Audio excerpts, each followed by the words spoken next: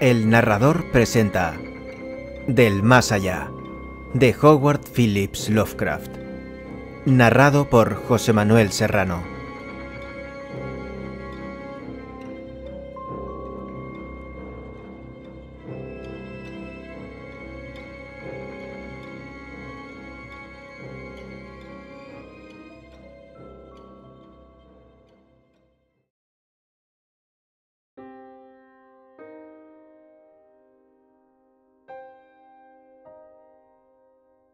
El cambio que se había producido en mi mejor amigo, Crawford Tillinghast, era terrible. No le había vuelto a ver desde aquel día, 2 meses y medio antes, en que me dijo hacia qué meta se dirigían sus investigaciones físicas y metafísicas, cuando había respondido a mis asombradas y casi asustadas protestas, expulsándome de su laboratorio y de su casa en un arranque de furia fanática. Yo sabía que ahora permanecía casi siempre encerrado en el laboratorio del ático con esa maldita máquina eléctrica, comiendo poco y excluyendo incluso a los sirvientes. Pero no había pensado que un breve período de 10 semanas pudiera alterar y desfigurar tanto a cualquier criatura humana. No es agradable ver a un hombre robusto adelgazar de repente, y es aún peor cuando la piel holgada se vuelve amarillenta o gris, los ojos hundidos, rodeados y extrañamente brillantes, la frente veteada y ondulada, y las manos temblorosas y crispadas. Y si a esto se añade un repelente desaliño, un salvaje desorden en el vestir, una mata de pelo oscuro blanco en las raíces y un crecimiento incontrolado de barba blanca en un rostro antes bien afeitado, el efecto acumulado es bastante chocante. Pero tal era el aspecto de Crawford Tillinghast la noche en que su mensaje medio coherente me llevó a su puerta después de mis semanas de exilio. Tal era el espectro que temblaba al admitirme con la vela en la mano y que miraba furtivamente por encima del hombro como si temiera cosas invisibles en la antigua y solitaria casa situada al fondo de la calle Benevolen. Que Crawford Tillinghast haya estudiado alguna vez ciencia y filosofía fue un error. Estas cosas deberían dejarse en manos del investigador frígido e impersonal, ya que ofrecen 2 alternativas igualmente trágicas al hombre de sentimiento y acción: la desesperación si fracasa en su búsqueda, y terrores indecibles e inimaginables si tiene éxito. Tillinghast había sido una vez presa del fracaso, solitario y melancólico, pero ahora sabía, con nauseabundos temores propios, que era presa del éxito. De hecho, se lo había advertido 10 semanas antes, cuando irrumpió con su relato de lo que sentía que iba a descubrir. Entonces se había sonrojado y excitado, hablando con una voz alta y poco natural, aunque siempre pedante. «¿Qué sabemos?», dijo, «del mundo y del universo que nos rodea? Nuestros medios de recibir impresiones son absurdamente escasos, y nuestras nociones de los objetos circundantes infinitamente reducidas. Vemos las cosas solo como estamos construidos para verlas, y no podemos hacernos una idea de su naturaleza absoluta. Con 5 débiles sentidos pretendemos comprender el ilimitadamente complejo cosmos, y sin embargo somos seres con una gama de sentidos más amplia, más fuerte o diferente. No solo podrían ver de manera muy diferente las cosas que vemos, sino que podrían ver y estudiar mundos enteros de materia, energía y vida que se encuentran cerca, pero que nunca pueden ser detectados con los sentidos que tenemos. Siempre he creído que esos mundos extraños e inaccesibles existen a nuestros pies, y ahora creo que he encontrado la manera de romper las barreras. No estoy bromeando. Dentro de 24 horas, esa máquina cercana a la mesa generará ondas que actuarán sobre órganos sensoriales no reconocidos, que existen en nosotros como vestigios atrofiados o rudimentarios. Esas ondas nos abrirán muchas vistas desconocidas para el hombre, y varias desconocidas para todo lo que consideramos vida orgánica. Veremos aquello por lo que los perros aúllan en la oscuridad, y aquello por lo que los gatos aguzan el oído después de medianoche. Veremos estas cosas y otras que ninguna criatura que respire ha visto todavía. Saltaremos el tiempo, el espacio y las dimensiones, y sin movimiento corporal nos asomaremos al fondo de la creación. Cuando Tillinghast dijo estas cosas, yo protesté, pues lo conocía lo bastante bien como para asustarme más que divertirme. Pero era un fanático y me echó de la casa. Ahora no era menos fanático, pero su deseo de hablar había vencido su resentimiento, y me había escrito imperativamente con una mano que apenas podía reconocer. Al entrar en la morada del amigo tan súbitamente metamorfoseado en gárgola temblorosa, me contagió el terror que parecía acechar en todas las sombras. Las palabras y las creencias expresadas 10 semanas antes parecían tener cuerpo en la oscuridad más allá del pequeño círculo de luz de las velas, y me enfermé al escuchar la voz hueca y alterada de mi anfitrión. Deseé que los sirvientes estuvieran cerca, y no me gustó que dijera que todos se habían ido 3 días antes. Me pareció extraño que el viejo Gregory, por lo menos, abandonara a su amo sin decírselo a un amigo tan probado como yo. Fue él quien me había dado toda la información que tenía de Tillinghast después de haber sido repelido con furia. Sin embargo, pronto subordiné todos mis temores a mi creciente curiosidad y fascinación. Solo podía adivinar lo que Crawford Tillinghast deseaba de mí, pero no podía dudar de que tenía algún estupendo secreto o descubrimiento que impartir. Antes había protestado por sus antinaturales incursiones en lo impensable.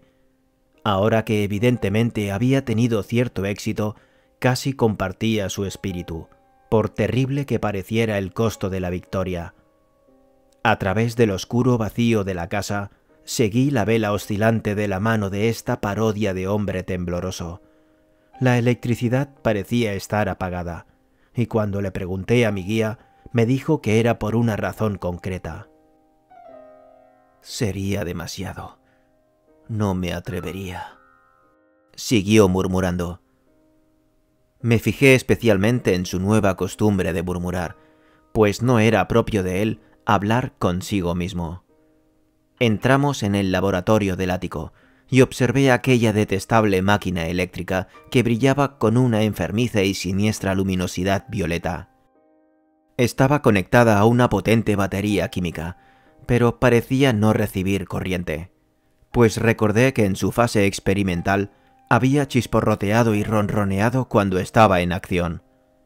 En respuesta a mi pregunta, Tillinghast murmuró que aquel resplandor permanente no era eléctrico en ningún sentido que yo pudiera entender. Ahora me sentó cerca de la máquina de modo que quedara a mi derecha, y accionó un interruptor situado en algún lugar debajo del grupo de bombillas de cristal que coronaba la máquina. Comenzó el habitual chisporroteo, que se convirtió en un gemido y terminó en un zumbido tan suave que sugirió la vuelta al silencio. Mientras tanto, la luminosidad aumentaba, disminuía de nuevo y luego asumía un color pálido outré o una mezcla de colores que no podía ubicar ni describir. Tillinghast me había estado observando y notó mi expresión de desconcierto. ¿Sabes qué es eso?, susurró. Es ultravioleta. Se rió extrañamente ante mi sorpresa. ¿Pensabas que el ultravioleta era invisible? Y así es. Pero ahora puedes ver eso y muchas otras cosas invisibles. Escúchame. Las ondas de esa cosa están despertando 1000 sentidos dormidos en nosotros. Sentidos que heredamos de eones de evolución desde el estado de electrones separados hasta el estado de humanidad orgánica. He visto la verdad y tengo la intención de mostrársela. ¿Os preguntáis qué os parecerá? Te lo diré. Aquí Tillinghast se sentó directamente frente a mí, apagando su vela y mirándome horriblemente a los ojos. Tus órganos sensoriales existentes, los oídos primero, creo, captarán muchas de las impresiones, pues están estrechamente relacionados con los órganos dormidos. Luego habrá otros. ¿Has oído hablar de la glándula pineal? Me río del endocrinólogo superficial, compañero de dúo y de parvenu del freudiano. Esa glándula es el gran órgano sensorial de los órganos. Lo he descubierto. En el fondo es como la vista y transmite imágenes visuales al cerebro. Si usted es normal, esa es la forma en que debe obtener la mayor parte. Me refiero a obtener la mayor parte de las pruebas del más allá. Miré la inmensa habitación del ático con la pared sur inclinada, tenuemente iluminada por rayos que el ojo cotidiano no puede ver. Los rincones más lejanos eran todo sombras, y todo el lugar adquiría una brumosa irrealidad que oscurecía su naturaleza e invitaba a la imaginación, al simbolismo y al fantasma. Durante el intervalo en que Tillinghast permaneció en silencio, me imaginé en un vasto e increíble templo de dioses muertos hace mucho tiempo. Un vago edificio de innumerables columnas de piedra negra que se elevaban desde un suelo de losas húmedas hasta una nublada altura más allá del alcance de mi visión. La imagen fue muy vívida durante un tiempo, pero gradualmente dio paso a una concepción más horrible, la de una soledad total y absoluta en un espacio infinito, sin vista y sin sonido. Parecía haber un vacío y nada más, y sentí un miedo infantil que me impulsó a sacar del bolsillo de la cadera el revólver que llevaba al anochecer desde la noche en que fui asaltado en East Providence. Entonces, desde las regiones más lejanas de la lejanía, el sonido se deslizó suavemente hacia la existencia.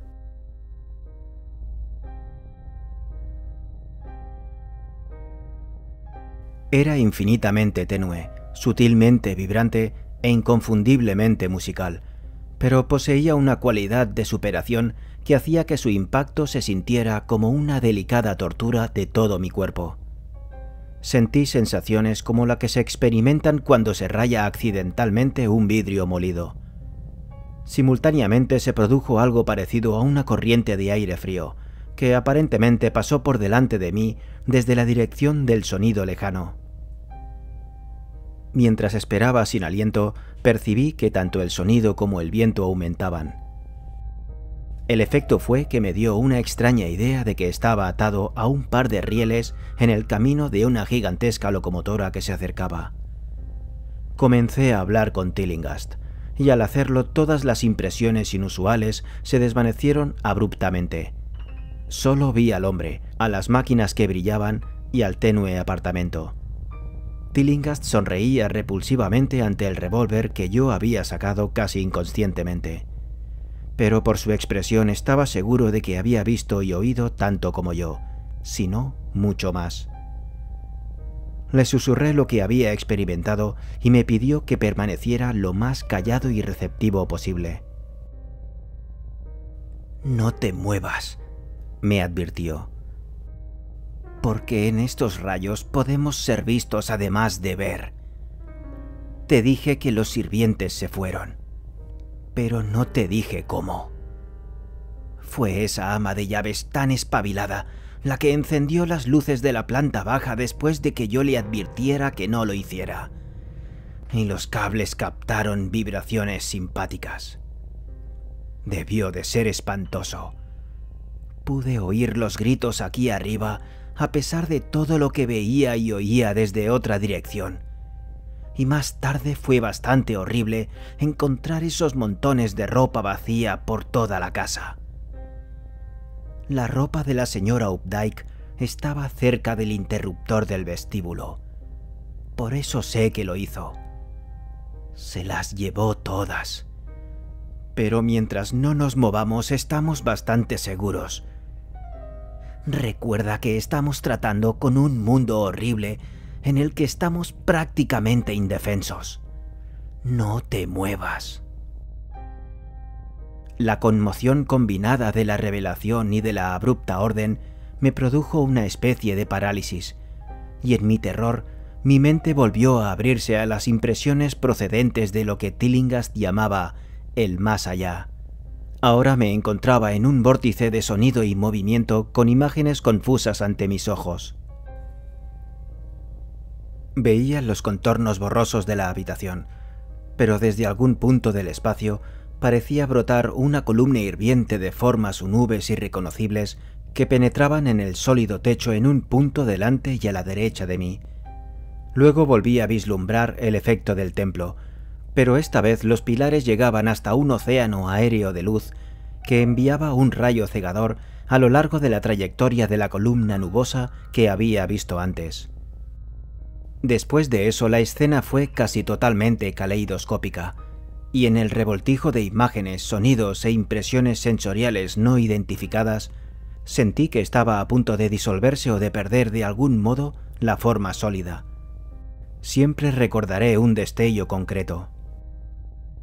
Me pareció contemplar por un instante una porción de extraño cielo nocturno lleno de esferas brillantes y giratorias, y al retroceder vi que los soles brillantes formaban una constelación o galaxia de forma establecida.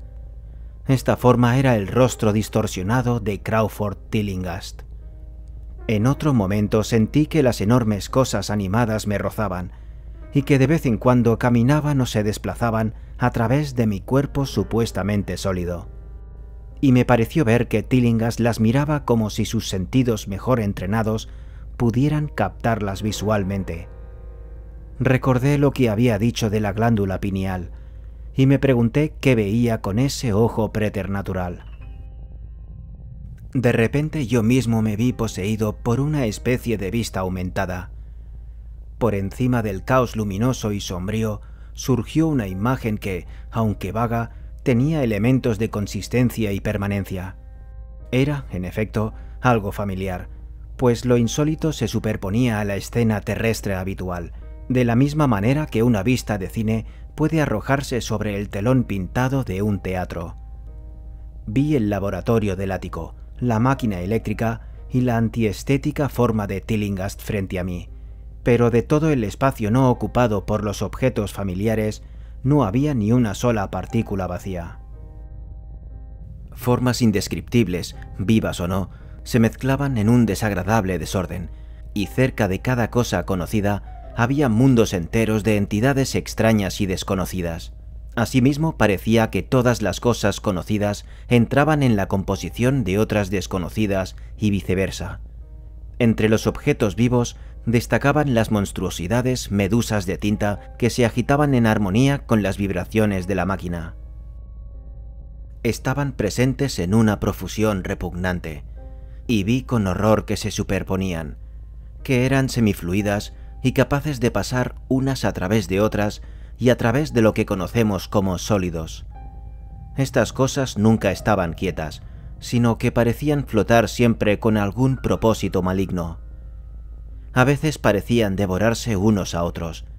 El atacante se lanzaba sobre su víctima y la borraba instantáneamente de la vista. Me estremecí al pensar que sabía lo que había borrado a los desafortunados sirvientes, y no pude excluirlo de mi mente mientras se esforzaba por observar otras propiedades del nuevo mundo visible que no se ve a nuestro alrededor. Pero Tillinghast me había estado observando y estaba hablando. ¿Los ves? ¿Los ves? ¿Ves las cosas que flotan y se mueven a tu alrededor y a través de ti en cada momento de tu vida? ¿Ves las criaturas que forman lo que los hombres llaman el aire puro y el cielo azul? No he logrado romper la barrera. ¿No te he mostrado mundos que ningún otro hombre vivo ha visto? Oí su grito a través del horrible caos, y miré el rostro salvaje que se acercaba tan ofensivamente al mío. Sus ojos eran pozos de fuego, y me miraban con lo que ahora vi que era un odio abrumador. La máquina zumbó de forma detestable. ¿Crees que esas cosas que flotan acabaron con los sirvientes? Tonto, son inofensivos. Pero los sirvientes se han ido. No es así. Intentaste detenerme.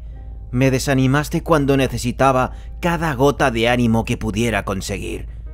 Tenías miedo de la verdad cósmica, maldito cobarde. Pero ahora te tengo. ¿Qué ha arrastrado a los sirvientes? ¿Qué les hizo gritar tan fuertemente? No lo sé, ¿eh? Pronto lo sabrás. Mírame. Escucha lo que digo. ¿Crees que existen realmente cosas como el tiempo y la magnitud? ¿Crees que existen cosas como la forma o la materia? Te digo que he llegado a profundidades que tu pequeño cerebro no puede imaginar. He visto más allá de los límites del infinito y he sacado demonios de las estrellas.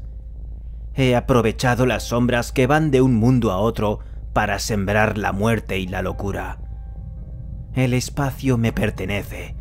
¿Me oyes? Las cosas me persiguen ahora, las cosas que devoran y disuelven.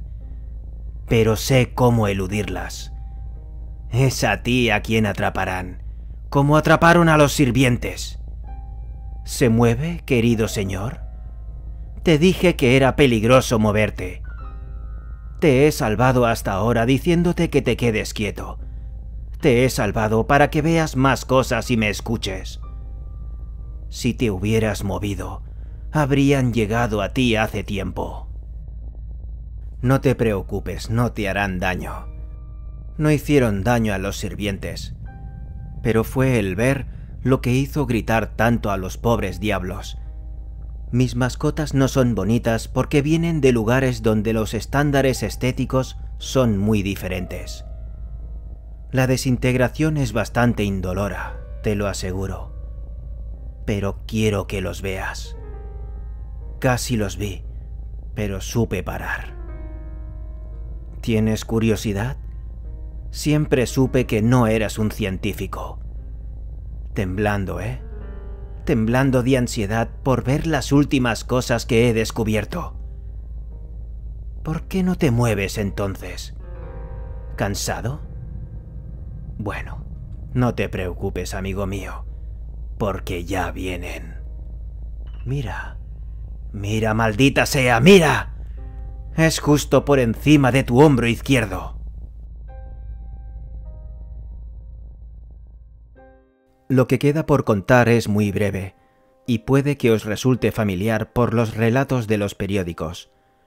La policía oyó un disparo en la vieja casa de los Tillinghast y nos encontró allí, los Tillinghast muertos y yo inconsciente. Me arrestaron porque tenía el revólver en la mano, pero me liberaron a las 3 horas después de comprobar que era la apoplejía lo que había acabado con Tillinghast, y de ver que mi disparo había sido dirigido a la máquina nociva que ahora yacía irremediablemente destrozada en el suelo del laboratorio. No conté mucho de lo que había visto, pues temía que el forense se mostrara escéptico. Pero por el esquema evasivo que di, el médico me dijo que sin duda había sido hipnotizado por el loco vengativo y homicida. Me gustaría poder creer a ese médico. Ayudaría a mis nervios temblorosos si pudiera descartar lo que ahora tengo que pensar del aire y del cielo sobre y alrededor de mí. Nunca me siento solo ni cómodo, y una horrible sensación de persecución me invade a veces de forma escalofriante cuando estoy cansado. Lo que me impide creer al doctor es un simple hecho, que la policía nunca encontró los cuerpos de los sirvientes que, según dicen, asesinó Crawford Tillinghast.